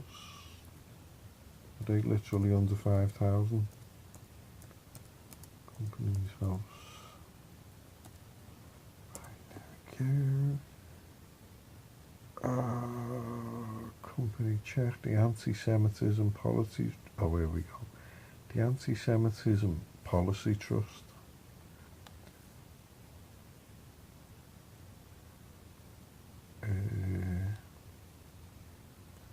Yeah, I think this is something anyway. It's got loads of money involved anyway, so they've announced 1.4 million funding.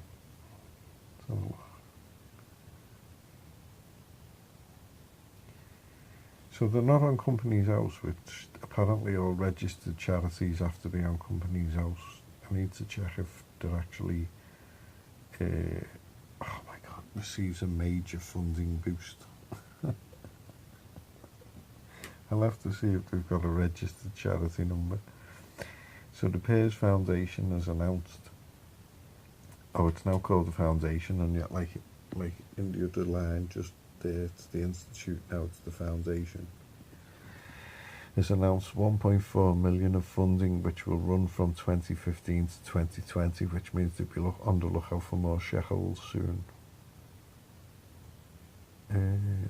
So that's like, on the lookout for anti-Semitism, that's the symbol they use. The atom, the 5, it's like a 5-pointed thingy, isn't it, within the globe. So they're always on the lookout for studying anti-Semitism. It's like we've got some anti-Semitism here, and they'll rush over, like proper Monty Python style. The funding will run from such and such and represents an ongoing commitment from the Foundation to support the world-leading research carried out by the Institute. World-leading research? What? Pears Foundation donated, excuse me folks, so Pears Foundation donated 1.5 million to Birkbeck in 2000, and yet the Pears has announced 1.4 million to the funding for the Pears Institute. Oh, okay. So the Foundation pays for the Institute, and they are two separate things.